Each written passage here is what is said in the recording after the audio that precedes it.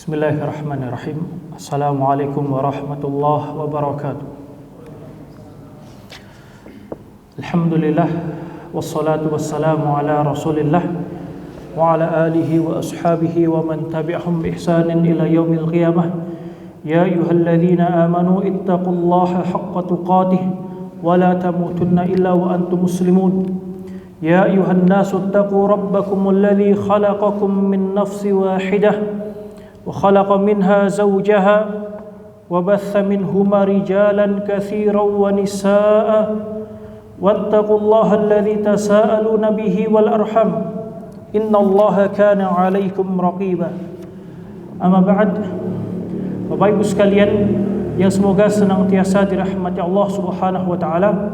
Alhamdulillah wa syukrulillah, kembali kita bersyukur kepada Allah Subhanahu wa taala yang dimana sampai hari ini kita diberikan al-hidayah wa taufik untuk bisa sama-sama terus beribadah kepada Allah Subhanahu wa taala.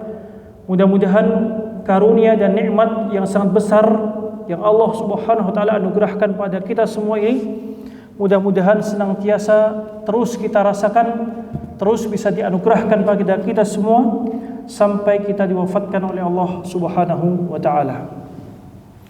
Bapak Ibu sekalian, a'azzakumullah, kita kembali akan mengkaji pembahasan tentang asyratus sa'ah, tanda-tanda hari kiamat, yang pada pembahasan yang telah lalu pernah kita bahas.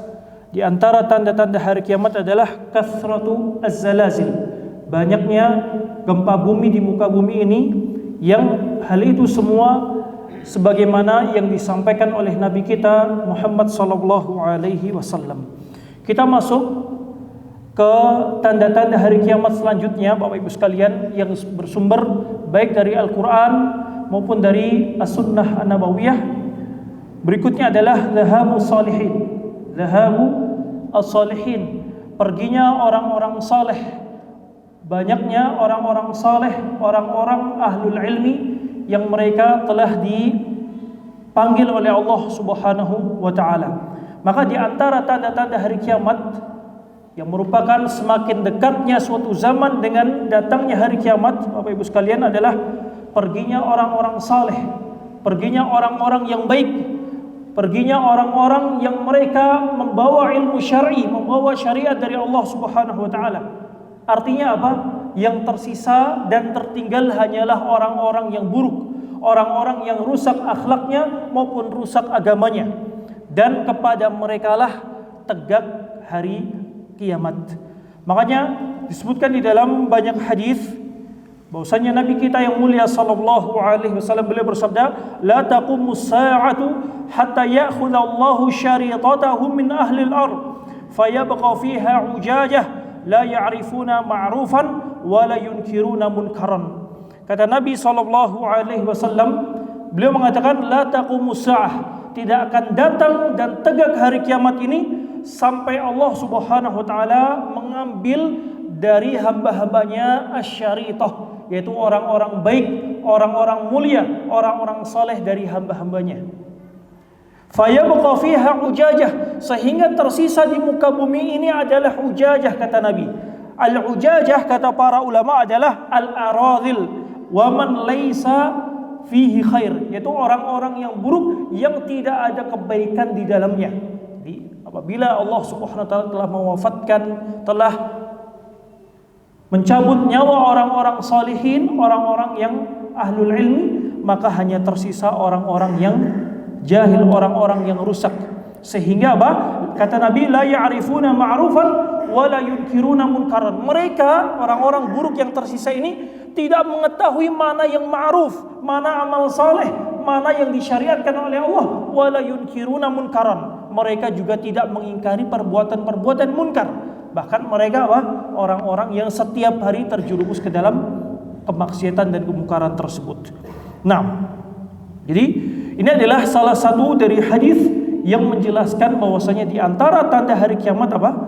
Dhahabu salihin, dicabutnya nyawa orang-orang salihin, tinggal tersisa orang-orang buruk, orang-orang yang tidak ada kebaikan pada mereka. Makanya juga disebutkan di dalam sebuah hadis, ketika menjelang datangnya hari kiamat, Allah Subhanahu wa taala akan mengirimkan ar-rihul mursalah al-khafifah, itu angin yang berhembus dengan sangat lembut. Yang angin tersebut apa? Dengan izin Allah Subhanahu wa taala akan mencabut nyawa setiap orang mukmin yang masih ada iman di dalam hatinya. Sehingga tersisa apa? Orang-orang yang tidak mengenal Allah Subhanahu wa taala, wa alaihim taqumus saah, dan kepada mereka lah tegak hari kiamat, yang dimana apa? Bumi digoncangkan, kemudian gunung-gunung diperjalankan, kemudian apa? Bintang-bintang berjatuhan, maka ini hanya menimpa orang-orang yang tidak ada keimanan di dalam hatinya. Adapun seorang muslim, walaupun imannya lemah, selama dia masih muslim, maka orang tersebut apa? Akan diwafatkan oleh Allah Subhanahu wa taala melalui perantara ar-rihul mursalah al-khafifah tadi, angin yang berhembus menjelang datangnya hari kiamat. Nah, jadi ini adalah di antara tanda hari kiamat. Dan tanda hari kiamat ini, Bapak Ibu sekalian, juga disebutkan di dalam hadis yang lain, di dalam Sahih Al-Bukhari, di mana Nabi SAW mengatakan, innallaha la yantazi'u al-ilma intiza'an min sudurir rijal, walakin yaqbidul ilma biwafatil ulama. Kata Nabi SAW, sesungguhnya Allah apabila ingin mengangkat ilmu ini, maka Allah tidak mengangkatnya secara apa? Secara langsung, jumlatan wahidah, tidak. Tetapi Allah mencabut ilmu dari manusia dengan apa? Biqabdil ulama, dengan mewafatkan para ulama. Hatta idza lam yubqi 'aliman ittakhadha an-nasu ru'usan juhalan. Sampai apabila Allah tidak menyisakan di muka bumi ini kecuali apa? Orang-orang bodoh, maka mereka menjadikan apa? Menjadikan orang-orang yang tidak berilmu sebagai apa? Sebagai pemimpin, orang-orang yang memberikan fatwa kepada mereka. Fadallu wa adallu, mereka sesat dan juga menyesatkan orang-orang yang bertanya. Nah, jadi Bapak Ibu sekalian rahimakumullah taala, zahabu salihin yakunu 'inda kathratil ma'asi wa tarkil amri bil ma'ruf wan nahyi 'anil munkar. Jadi kapan Allah Subhanahu wa taala banyak mewafatkan hamba-hamba yang salihin, hamba-hambanya yang berilmu, ketika sudah banyak tersebar kemaksiatan di muka bumi ini. Sudah ditinggalkan syariat amar ma'ruf nahi munkar. Manusia atau kaum muslimin sudah tidak banyak peduli dengan apa? Amar ma'ruf nahi munkar. Mengajak manusia kepada yang ma'ruf dan mencegah manusia dari yang apa? Yang munkar. Nah, apabila ini dibiarkan Bapak Ibu sekalian, tidak adanya al-amru bil ma'ruf dan an-nahyu 'anil munkar, dikhawatirkan apa Bapak Ibu sekalian? Apabila Allah menimpakan musibah kepada suatu kaum, musibah ini tidak hanya menimpa siapa? Tidak hanya menimpa orang-orang yang berbuat maksiat saja, tidak hanya menimpa orang-orang yang melakukan dosa saja, tetapi apa? Boleh jadi musibah tersebut, na'udzubillah, azab tersebut bisa menimpa orang-orang yang salihin, yang mereka apa? Tidak mengingkari kemungkaran, tidak berusaha mencegah kemungkaran walaupun mereka mampu, padahal mereka mampu. Makanya disebutkan dalam sebuah hadis, kalau urutan bagi orang yang ingin mengingkari kemungkaran ini seperti apa, Pak? Kata Nabi apa? Man ra'a minkum munkaran falyughayyirhu biyadihi, fa illam yastati' fa bilisanihi, fa illam yastati' fa biqalbihi, wa dzalika adhaful iman, kata Nabi. Barang siapa di antara kalian, siapa saja, selama dia muslim dan dia melihat kemungkaran, falyughayyirhu biyadihi. Apabila dia mampu mencegah dan menghilangkan kemungkaran tersebut dengan tangannya, maka hendaknya melakukan. Apabila dia tidak mampu, falyughayyirhu bilisanihi, maka dengan nasihat, dengan mau'izah, atau kalau zaman kita sekarang yang misalnya dengan apa? Dengan memberikan YouTube yang isinya kajian ustadz yang menjelaskan tentang bahaya kemungkaran tersebut. Atau apabila juga tidak mampu, minimal dengan apa? Dengan hati kita. Artinya kita tidak ridho kemungkaran tersebut dilakukan oleh manusia. Karena na'udzubillah, apabila Allah Subhanahu wa taala menimpakan azab dan musibah, maka musibah tersebut boleh jadi menimpa semua orang, baik yang saleh maupun pelaku kemaksiatannya. Maka dalam Al-Qur'an yang menjadi pelajaran bagi kita semua, maksudnya Allah berfirman, wattaqu fitnatan la tusibanna alladziina zalamu minkum khassah.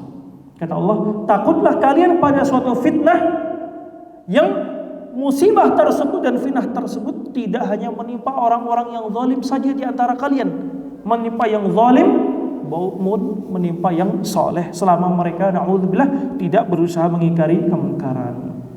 Nah, ini adalah di antara tanda-tanda hari kiamat. Kemudian selanjutnya min asyrati sa'ah irtifa'ul asafil. Di antara tanda hari kiamat adalah irtifa'u al-asafil, diangkatnya orang-orang yang tidak memiliki kapabilitas, orang-orang yang seharusnya tidak menjadi pemimpin, tidak mengurusi urusan kaum muslimin, tidak mengurusi urusan orang banyak, tetapi mereka malah apa?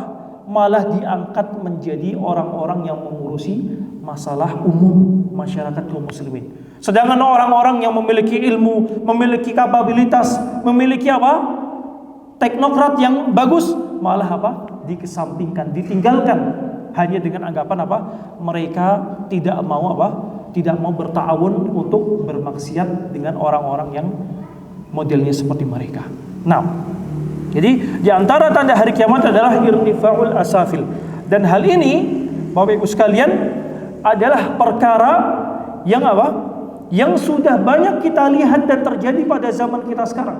Kalau kita lihat misalnya, mohon maaf, orang-orang yang duduk di pemerintahan misalnya, bukan hanya di Indonesia tetapi di negeri-negeri kaum muslimin, bahkan di negeri-negeri orang-orang kafir sekalipun.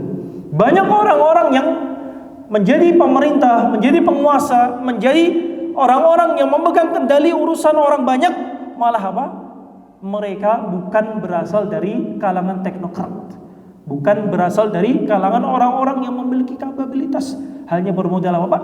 Hanya bermodal pertemanan, kekeluargaan, nepotisme. Maka mereka secara apa?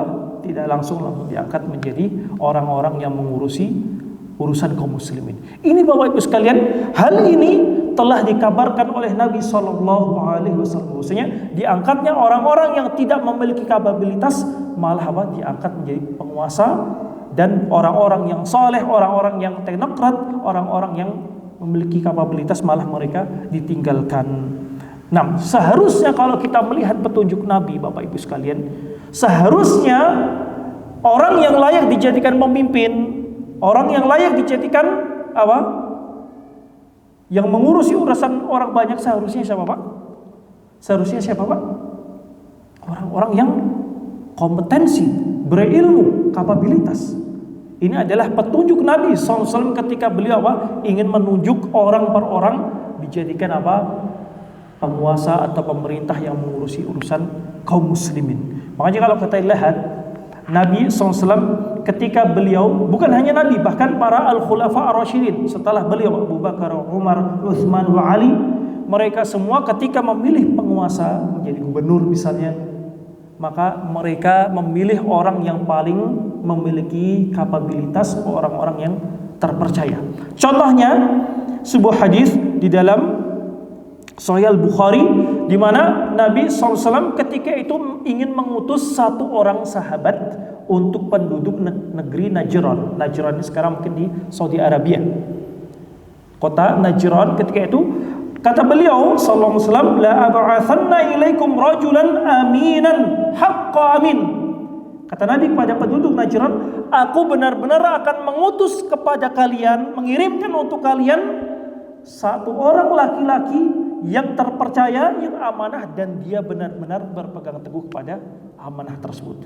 Kemudian fastasyrafa laha ashabu Rasulillah. Kemudian ketika Nabi mengumumkan hal ini, maka para sahabat mereka ingin menjadi orang yang diutus oleh Nabi tersebut, karena disifati oleh Nabi sebagai orang yang apa?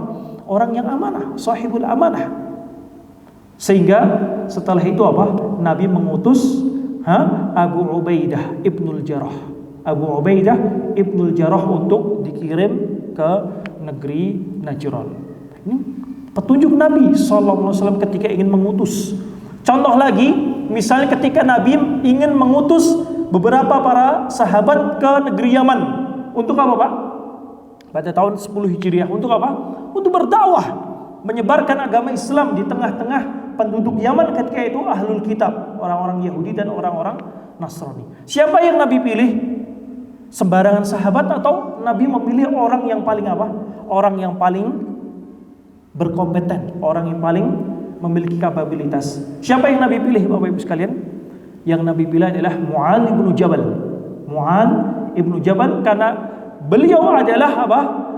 A'lamun nasi bil halal wal haram, kata Nabi. Sahabat yang paling mengetahui tentang hukum-hukum fikih halal dan haram. Makanya diutus ke negeri Yaman untuk mengajarkan kaum muslimin di negeri sana apa? Tentang masalah fikih-fikih Islam. Contoh lagi misalnya ketika Nabi setelah Hajjatul Wada dan kembali pulang menuju Al-Madinah Al-Munawwarah, Nabi meninggalkan beberapa sahabat, di antaranya siapa? Mus'ab ibnu Umair. Tujuannya untuk apa, Pak? Mengajarkan penduduk kota Mekah yang baru masuk Islam tentang ayat-ayat Al-Quran, bagaimana membaca Al-Quran dan memahami Al-Quran Al-Karim. Tidak mengutus sembarang orang, sembarang sahabat tidak diutus, tetapi dipilih orang-orang yang memiliki kapabilitas. Nah, ini adalah petunjuk yang seharusnya apa? Dimiliki oleh kaum muslimin. Bukan malah sebaliknya, mengangkat orang sebagai pemimpin, sebagai pemegang kekuasaan hanya berlandaskan pertemanan atau kekeluargaan. Nasallallahu salamah wal afiyah. Kenapa Bapak Ibu sekalian? Karena hal ini apabila dibiarkan, maka yang terjadi apa? Malah terjadi kerusakan.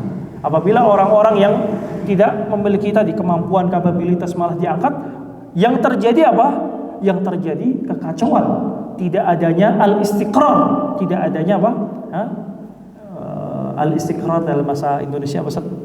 Al-istiqrar ini ketenangan, artinya kacau balau urusannya, karena dipimpin dan dipegang kendalinya oleh orang-orang yang bukan ahlinya. Kata Nabi SAW, beliau mengatakan, "Idza usnidal amru ila ghairi ahlihi fantadhiris sa'ah." Kata Nabi, apabila suatu urusan diserahkan kepada yang bukan ahlinya, apa kata Nabi? Fantadhiris sa'ah, maka tunggulah setelah itu datangnya hari kiamat. Nah, dan sebutkan dalam sebuah hadis, Nabi juga mengatakan di dalam sebuah hadis yang diriwayatkan oleh Al-Imam At-Tabrani, Nabi mengatakan, min asyrati sa'ah an yaghliba 'ala dunya Luka ibnu Luka. Kata Nabi, di antara tanda hari kiamat yaitu orang-orang yang Luka ibnu Luka, kata para ulama, al-luka'u ini artinya man laisa fihi khair, yaitu orang-orang yang tidak memiliki kebaikan di dalamnya. Orang-orang yang tadi bodoh, tidak memiliki kapabilitas, malah apa? Mengalahkan orang-orang yang memiliki ilmu dan kapabilitas tadi. Kata Nabi, min asyrati sa'ah an yaghliba 'ala dunya Luka ibnu Luka. Orang yang menjadi pemimpin pada hari kiamat nanti adalah orang-orang yang mereka Luka ibnu Luka tadi. Nah, di dalam hadis yang lain juga Nabi mengatakan, innaha sata'ti 'alan nasi sinun khadda'ah yusaddaqu fiha al-kadhib wa yukadzibu fiha as-sadiq wa yu'tamanu fiha al-kha'in wa yukhawwanu fiha al-amin wa yantiqu fiha arwaybidah. Qila wa marwaybidah ya Rasulullah? Qala as-safihu yatakallamu fi amril 'amah. Kata Nabi di dalam sebuah hadis yang sahih, beliau mengatakan akan datang kepada manusia tahun-tahun khadda'ah, tahun-tahun yang menipu, tahun-tahun yang dipenuhi dengan apa? Dengan tipuan. Kemudian di tahun-tahun tersebut kata Nabi, yusaddaqu fihal kha'in. Orang-orang yang berkhianat malah dipercaya, malah dibenarkan ucapannya. Wa yukhawwanu fiha shadiq, dan orang-orang yang jujur, orang-orang yang amanah malah apa? Malah dianggap pendusta, disingkirkan, tidak diberikan kursi. Kemudian wa yantiqu fiha arwaybidah, akan banyak di tahun-tahun tersebut arwaybidah. Kemudian ditanyakan kepada Nabi, wahai Rasulullah, apa yang Anda maksud dengan arwaybidah? Kata Nabi, as-safihu yatakallamu fi amril 'amah. Arwaybidah adalah orang awam atau orang yang tidak memiliki ilmu tadi, malah berbicara tentang urusan orang banyak. Jadi orang yang tidak berilmu seharusnya apa? Minimal diam, atau dia berbicara dalam apa? Koridor yang dia ketahui saja. Nah, kata Nabi ini, as-safihu yatakallamu fi amril amah. Orang as-safih, bahasa Indonesianya apa? As-safih ini, safih sufaha. Safih ini adalah orang yang sedikit akalnya, orang yang setengah setengah sadar, setengah tidak sadar. Ini namanya as-safih. Artinya orang tersebut orang yang bodoh seharusnya. Pada asalnya orang tersebut bodoh, tetapi malah berbicara tentang urusan kaum muslimin, urusan orang banyak. Diberikan panggung untuk berbicara. Ini adalah tanda hari kiamat yang sudah kita lihat pada zaman kita sekarang. Nasallallahu salamah wal afiyah. Nah, kemudian selanjutnya Bapak Ibu sekalian, di antara tanda hari kiamat adalah antakuna tahiyatu lil ma'rifah. Di antara tanda hari kiamat adalah bahwasanya orang-orang hanya mengucapkan salam kepada orang yang mereka kenal saja. Mau mengucapkan salam hanya kepada siapa, Pak? Orang yang dikenal saja. Kalau kita melihat petunjuk Nabi dan perintah Nabi, bahkan di dalam hadis, seharusnya seorang muslim, kita boleh jadi hadis ini atau tanda hari kiamat ini terjadi pada kita. Bahkan yang misalnya sudah ngaji atau rajin sholat lima waktu misalnya, kalau tidak kenal walaupun zahirnya yang dia temui di jalan dia muslim, zahirnya pakai jubah, pakai peci, tapi ketika tidak kenal lewat begitu saja. Ini adalah tanda hari kiamat yang banyak tersebar. Bahkan boleh jadi kita sendiri terjerumus di dalam perkara yang menyelisih sunnah Nabi ini. Kita katakan tidak berdosa, hanya mengucapkan salam kepada orang yang kita kenal. Apakah dosa? Ya tidak berdosa, tetapi tidak menjalankan dan menghidupkan sunnah Nabi Sallallahu Alaihi Wasallam. Karena Nabi di banyak hadis beliau memerintahkan untuk menyebarkan salam di tengah-tengah kaum muslimin. Makanya kata Nabi, haqqul muslim 'alal muslim sittun. Hak seorang muslim atas muslim yang lainnya ada berapa, Pak? Ada 5. Di dalam riwayat yang lain ada 6. Yang pertama Nabi sebutkan apa, Pak? Idza laqitahu fasallim alaihi. Apabila engkau bertemu dengan dia, saudaramu tersebut zahirnya muslim, pakai peci, pakai sarung, jubah, fasallim alaihi, maka ucapkan salam untuk dia. Assalamualaikum warahmatullahi wabarakatuh. Nah, kemudian juga di dalam hadis yang lain Nabi mengatakan, la tadkhulunal jannah hatta tu'minu wa la tu'minu hatta tahabu. Awala adullukum ala syai'in idza fa'altumuhu tahabbtum. Afsyus salam bainakum. Kata Nabi, kalian wahai kaum muslimin tidak akan masuk ke dalam surga sampai kalian sampai kalian beriman, dan kalian tidak dianggap beriman dengan iman yang sempurna sampai kalian saling mencintai sesama kaum muslimin, sesama saudara kalian. Kata Nabi, awala adulukum, maukah aku kabarkan kepada kalian suatu amalan yang apabila kalian mengamalkannya, tahabbtum fima bainakum, kalian sesama kaum muslimin akan saling menyayangi, saling mencintai, saling membangun ukhuwah Islamiyah. Apa yang Nabi sebutkan, Pak? Saling tukar hadiah atau yang lainnya? Kata Nabi, afsyus salam bainakum, sebarkanlah salam di tengah-tengah kalian. Sebarkanlah salam di tengah-tengah kalian. Di dalam hadis yang lain juga Nabi mengatakan, ayyuhan nas, afsyus salam wa at'imut ta'am wasilul arham wa sallu bil laili wan nasu niyam tadkhulul jannata bis salam. Kata Nabi, wahai sekalian manusia, sebarkanlah salam di tengah-tengah kalian dan berilah orang-orang yang fakir miskin itu makan, dan sambunglah silaturahmi dan sholatlah di malam hari ketika manusia sedang sedang tidur. Tadkhulul jannata bisalam. Niscaya kalian akan masuk surga dengan dengan selamat dan aman sentosa. Ini adalah Pak? Petunjuk Nabi ketika ketika bertemu dengan kaum muslimin satu sama lain. Nah, yang terjadi di hari-hari menjelang hari kiamat, kata Nabi, inna min asyratis sa'ah an yusallima ar-rajulu 'ala ar-rajul la yusallimu alaihi illa lil ma'rifah.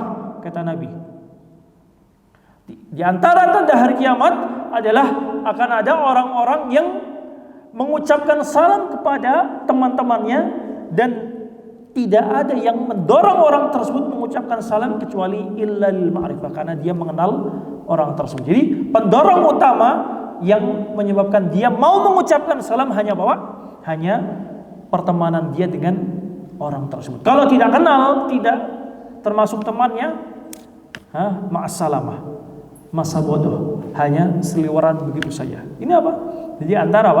Di antara fenomena pahit yang terjadi di akhir zaman. Walaupun kita katakan sekali lagi Bapak Ibu sekalian, ini bukanlah termasuk maksiat, bukan termasuk dosa, tetapi menyelisihi sunnah dan petunjuk dari Nabi Sallallahu Alaihi Wasallam. Nah, jadi tadi petunjuk Nabi seharusnya apa? Saling menyebarkan salam di tengah-tengah kita sesama kaum muslimin. Nah, kemudian selanjutnya Bapak Ibu sekalian, di antara tanda hari kiamat juga iltimasul ilmi indal asagir. Iltimas al-ilm indal asagir. Diambil ilmu tersebut dari orang-orang yang asagir, orang-orang yang seharusnya orang tersebut tidak diambil ilmunya, belum berhak untuk diambil ilmunya, tetapi dipaksakan mengambil ilmu dari orang-orang yang modelnya seperti itu. Nah, disebutkan dalam sebuah hadis Nabi mengatakan, inna min asyrati sa'ah thalathan ihdahunna an yultamas al-ilmu indal asagir. Kata Nabi, di antara tanda-tanda hari kiamat itu ada 3. Ketika Nabi menyebutkan bilangan 3 atau 5 atau 10, ini apa Pak? Bukan berarti apa? Bukan berarti pembatasan hanya 3 saja. Masih banyak tanda-tanda hari kiamat. Kata Nabi, min asyrati sa'ah, di antara tanda hari kiamat itu ada 3. Salah satunya kata Nabi, an yultamasal ilmu indal asagir. Ilmu syar'i, ilmu agama malah diambil dari orang-orang yang al-asagir, orang-orang yang, kalau al-asagir ini kalau terjemahan singkatnya mungkin apa? Dari kata sogir, orang kecil, orang yang seharusnya belum layak diambil ilmunya. Nah, Al-Imam Abdullah ibnul Mubarak mentafsirkan maksud dari al-asagir. Al-asagir humul ladzina yaquluna bi ra'yihim. Al-asagir itu adalah orang-orang yang ketika berbicara menyampaikan ilmu hanya berlandaskan apa Pak? Hanya berlandaskan hawa nafsunya, pendapatnya sendiri, tidak membawa dan melandasi ucapannya tersebut dengan apa? Dengan dalil syar'i, baik dari Al-Qur'an maupun As-Sunnah. Yang penting berbicara. Karena Bapak Ibu sekalian, ketika menyampaikan ilmu, menyampaikan amanah ilmu ini bukan hanya sekedar bisa beretorika, bisa pandai berbicara, tidak hanya semodal atau bermodal itu saja. Tetapi yang lebih dari itu, seorang ustadz atau seorang muallim harus membangun apa yang dia sampaikan tersebut di atas apa? Di atas qala Allah wa qala Rasul. Apa yang diucapkan oleh Allah dan diucapkan oleh Rasulullah SAW. Itu adalah al-ilmul hakiki, ilmu yang hakiki, yang sesungguhnya, bukan apa hanya sekedar retorika yang penting bisa berceramah, atau bahkan yang sering terjadi yang penting bisa melawak di dalam muhadarahnya, di dalam ceramahnya. Ini tentunya apa? Dikhawatirkan orang-orang tersebut termasuk apa? Al-asagir, yang seharusnya tidak layak diambil ilmunya tetapi dipaksakan untuk diambil ilmunya. Kenapa? Karena sudah tidak ada orang-orang yang berilmu. Hanya tersisa apa? Al-asagir, al-aradhil. Ya, sehingga manusia apa? Berbondong-bondong mengambil ilmunya dari orang-orang yang modelnya seperti ini. Ya, seorang ustadz minimal atau seorang muallim minimal dia sebelum mengajarkan ilmu di cabang ilmu mana saja, minimal dia harus apa? Minimal belajar Pak. Kalau misalnya ingin mengajarkan tentang hukum-hukum fikih halal wal haram, minimal ya sudah belajar mabadi' ilmu fiqh, hukum-hukum dasar di dalam kitab-kitab fikih, atau minimal bisa bahasa Arab. Karena Al-Quran dan hadis Nabi ini berbahasa Arab. Bagaimana mungkin seorang ustaz dia menyampaikan Al-Quran dan As-Sunnah tetapi dia sendiri apa? Masih mengandalkan apa? Atau hanya bermodalkan terjemah saja. Maka ini apa? Tidak selayaknya. Karena menyampaikan ilmu ini adalah bagian dari amanah. Bagian dari apa? Amanah yang harus dijaga oleh setiap muallim, setiap ustaz. Wallahu a'lam bishawab. Nah, jadi ini adalah di antara tanda hari kiamat, diambilnya ilmu dari al-asagir. Disebutkan di dalam sebuah riwayat dari Abdullah ibn Mas'ud, sahabat yang mulia, Abdullah bin Mas'ud, beliau mengatakan la yazalun nasu bi khairin ma atahumul ilmu min ashabi Muhammadin wa min akabirihim fa idza atahumul ilmu min qibali asagirihim wa tafarraqat ahwa'uhum halaku. Kata Abdullah bin Mas'ud, manusia kaum muslimin akan senantiasa berada di atas kebaikan selama mereka mengambil ilmu agama ini dari apa? Dari sahabat-sahabat Nabi. Ilmu yang diwariskan oleh para sahabat-sahabat Nabi. Nah, wa idza atahumul ilmu min qibali asagirihim, tetapi ketika manusia sudah banyak mengambil ilmu mereka, menjadikan rujukan mereka ini adalah al-asagir tadi, apa? Halaku. Mereka akan binasa. Mereka akan apa? Akan binasa. Karena yang diambil ilmunya, yang diminta fatwanya mereka, yang pertama apa? Boleh jadi sesat dan menyesatkan orang yang bertanya. Betapa banyak pada zaman sekarang du'atun ila abwabi jahannam. Orang-orang yang berdakwah tetapi bukan mengajak pada keridhaan Allah, pada surga, malah pada apa? Pada neraka jahannam. Banyak yang modelnya seperti ini. Mengajak kaum muslimin, mengajari kaum muslimin, bukannya mengajarkan al-iman wa tauhid, malah yang diajarkan apa Pak? Kesyirikan, al-istighatsah kepada selain Allah atau berdoa kepada selain Allah. Ini munculnya apa? Du'atun ila abwabi nari jahannam. Para dai-dai yang mengajak manusia kepada pintu-pintu neraka jahannam. Makanya juga dikatakan oleh para ulama, al-barakatu ma'al akabir. Al-barakah ma'al akabir. Keberkahan itu hanya didapatkan dari orang-orang besar. Keberkahan baik ilmu maupun keberkahan yang lainnya hanya didapatkan dari orang-orang yang apa Pak? Orang-orang yang ahlinya, orang-orang yang besar. Nah, kemudian selanjutnya di antara tanda hari kiamat yang ini banyak sangat terjadi pada zaman kita sekarang adalah zuhur al-kasiyat al-ariyat. Muncul dan tersebarnya al-kasiyat. Apa itu al-kasiyat? Itu perempuan-perempuan yang mereka berpakaian, betul berpakaian, tetapi kata Nabi ariyat, mereka pada hakikatnya telanjang. Berpakaian tetapi apa? Telanjang. Nah, maka di antara tanda hari kiamat adalah apa? Banyaknya kaum muslimat, wanita-wanita yang keluar dari adab Islam, meninggalkan syariat Islam, berupa apa? Memakai hijab atau jilbab yang sesuai dengan syariat Islam. Nah, disebutkan dalam sebuah hadis, Bapak Ibu sekalian, Nabi mengatakan, dan hadis ini menjadi pelajaran bagi kita semua, mudah-mudahan yang mendengar hadis ini kita semua sadar dan syukur-syukur bisa mengabarkan pada keluarga-keluarga kita atau orang-orang sekitar kita. Karena hadis ini sangat penting sekali dan banyak menimpa kaum muslimin. Bahkan orang-orang yang apa? Mencintai kebaikan, mencintai masjid, mencintai sholat 5 waktu, tidak luput dari musibah seperti ini. Kata Nabi sallallahu alaihi wasallam, "Sayakunu fi akhir ummati rijalun yarkabuna ala surujin ka ashbahil rihal, yanziluna ala abwabil masajid wa nisa'uhum kasiyatun 'ariyat." Kata Nabi sallallahu alaihi wasallam, akan datang di tengah-tengah umatku, yaitu orang-orang yang mereka mengendarai kendaraan mereka, tunggangan mereka, dan mereka apa? Yanziluna ala abwabil masajid, akan berhenti dan turun di pintu-pintu masjid. Artinya mereka adalah orang-orang yang apa? Laki-laki yang mencintai kebaikan, laki-laki yang datang ke masjid, sholat 5 waktu. Kata Nabi, wanisa'uhum kasiyatun ariyat. Tapi muskilahnya, masalahnya apa?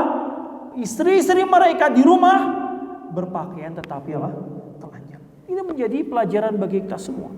Jangan sampai Bapak Ibu sekalian kita membiarkan, kita sebagai kepala keluarga membiarkan minimal istri kita atau anak perempuan kita yang sudah akhir balik apa?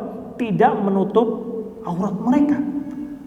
Dan ini jelas terjadi pada zaman kita sekarang. Betapa banyak kaum muslimin, bapak-bapak, la haula wala quwata illa billah, salatnya rajin, tidak pernah telat. Bahkan ustadznya juga kadang telat, dia tidak pernah telat. rajin ke masjid, shaf pertama di belakang imam. Tetapi muskilahnya apa? Muskilahnya istrinya tidak dididik, anak perempuannya tidak dididik, dibiarkan begitu saja tanpa mengenakan hijab yang sesuai syariat. Wujud bikasrah. Dan ini sejalan dengan apa Pak? Sejalan dengan petunjuk Nabi. Karena kepala keluarga kita semua Bapak Ibu sekalian sudah menjadi kepala keluarga akan dimintai pertanggungjawabannya di hadapan Allah Subhanahu wa taala. Makanya kata Nabi apa? Kullukum ra'in wa kullukum mas'ulun an ra'iyati. Setiap kalian itu wahai laki-laki adalah pemimpin dan setiap kalian akan dimintai pertanggungjawabannya atas apa yang kalian pimpin. Seorang suami ya pemimpin bagi anak dan istrinya dan dia akan ditanya tentang baik atau buruknya anak istrinya tersebut. Jadi kesolehan atau kerusakan anak dan istri menjadi apa? Tanggung jawab di pundak seorang suami. Ini bukan perkara yang sepele. Yang disayangkan tadi banyak kaum muslimin yang sudah rajin ke masjid, sholat lima waktu, tetapi apa? Membiarkan anak istrinya yang sudah akhir balik tadi dibiarkan begitu saja tanpa pengarahan. La haula wala quwata illa billah. Nah, kemudian Bapak Ibu sekalian, di dalam hadis yang lain Nabi mengatakan sinfani min ahli nar lam arahuma qaumun ma'ahum siyatun ka'anamil baqar yadribuna bihan nas wa nisaa'un kasiyatun 'ariyat mumilatun ma'ilat wa ru'usuhunna ka'asnimatil bukhtil ma'ilah la yadkhulnal jannah wa la yajidna rihaha. Kata Nabi, aku melihat dua golongan dari penduduk api neraka yang aku tidak pernah melihat mereka di dunia. Golongan yang pertama itu tadi orang-orang yang suka menzalimi manusia. Keluar rumah membawa tongkat atau pecut yang mereka gunakan untuk memukuli dan menzalimi manusia. Golongan pertama. Golongan kedua adalah ini. Wanisaun kasiyatun ariyat. Perempuan-perempuan yang apa Pak? Yang berpakaian tetapi pada hakikatnya mereka telanjang. Kata Nabi, mumilatun ma'ilat. Mereka perempuan-perempuan ini menyimpang. Dia menyimpang dan juga menjadikan orang-orang di sekitarnya menyimpang juga. Jadi ma'ilat ini adalah perempuan-perempuan yang menyimpang dan di waktu yang sama mereka mumilat, ya, menjadikan orang-orang di sekitarnya juga menyimpang bersama dia. Kata Nabi, ru'usuhunna ka'asnibatil bukhti al-ma'ilah. Ru'usuhunna ka'asnibatil bukhti al-ma'ilah. Kepala mereka ini seperti punuk unta karena saking apa? Saking menggelembungnya rambut mereka. Dan mereka tidak akan masuk dalam surga dan tidak pula mencium baunya. Nah, hadis ini Bapak Ibu sekalian di antara syarahnya, hadis ini sekali lagi menunjukkan tentang apa? Tentang benarnya apa yang disampaikan oleh Nabi. Walaupun Nabi menyampaikan hadis ini jauh sebelum zaman kita sekarang. Bismillah, alhamdulillah, wassalatu wassalamu ala rasulillah. Kita lanjutkan secara singkat Bapak Ibu sekalian. Jadi di antara tanda hari kiamat munculnya dan menyebarnya perempuan-perempuan yang mereka berpakaian, betul berpakaian tetapi pada hakikatnya mereka telanjang sebagaimana yang disampaikan oleh Nabi SAW. Kemudian apa maksud dari ucapan Nabi berpakaian tetapi telanjang? Ada minimal 3 tafsir yang disebutkan oleh para ulama. Tafsir yang pertama, untuk wanita-wanita yang berpakaian tetapi telanjang, kata mereka, hiya talbasu libasan yasturu ba'dal aurah wa yakshifu ba'daha. Perempuan ini yang berpakaian tetapi telanjang ini menutup sebagian auratnya dan membuka sebagian aurat yang lain. Ini tafsir yang pertama untuk perempuan yang berpakaian tetapi telanjang. Sebagian perempuan, ibu-ibu atau yang lainnya misalnya pakai jilbab, betul, kepalanya pakai jilbab, tetapi pahanya kemana-mana, kakinya kemana-mana. Apalagi naik motor itu, naik motor pakai daster, kepalanya pakai jilbab. Ini boleh jadi masuk dalam apa? Dalam hadis ini. Karena tafsir yang pertama dari para ulama tadi apa? Libasun yasturu ba'dal aurah wa yakshifu ba'daha. Menutup sebagian aurat dan membuka sebagian yang lainnya. Atau tafsir yang kedua, berpakaian tetapi telanjang, maksudnya apa? Mereka mengenakan pakaian Yang pakaian tersebut apa? Yadharu ma'ahu jasaduha. Pakaian tersebut transparan karena saking tipisnya bisa terlihat oleh orang yang berada di depannya. Transparan. Sebagian orang perempuan pakai pakaian saking tipisnya apa? Terlihat aurat tubuhnya. Ini tafsir yang kedua. Atau tafsir yang ketiga kata para ulama adalah pakaian tersebut ketat dan membentuk postur tubuh wanita tersebut. Betul pakaiannya tebal, hitam, tetapi apa? Muskilahnya, masalahnya ketat sehingga likak-likuk tubuh perempuan tersebut apa?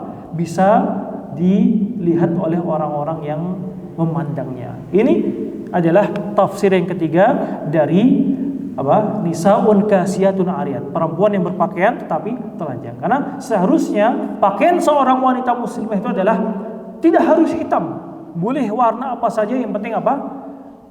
Tidak membentuk tubuh, tidak transparan dan menutup seluruh auratnya. Aurat wanita ya seluruh area tubuhnya kecuali apa? Kecuali muka dan telapak tangannya.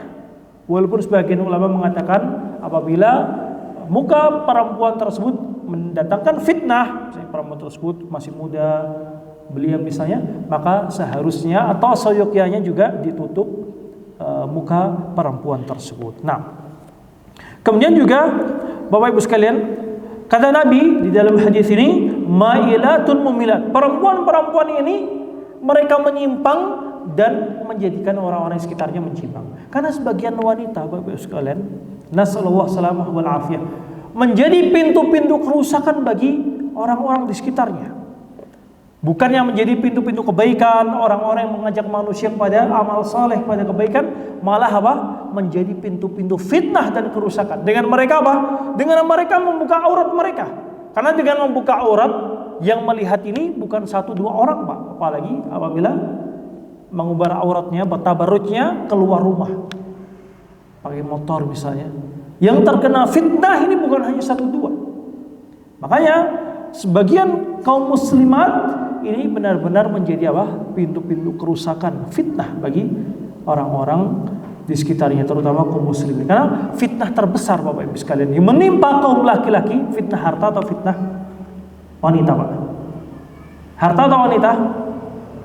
Misalnya Ustaz Aziz diberikan pilihan, Ustaz, antum menjadi orang yang paling kaya di dunia ini tetapi tidak memiliki istri, atau antum memiliki istri yang salihah, jamilah, tetapi antum juga hartanya pas-pasan, sederhana. Milih mana, Ustaz?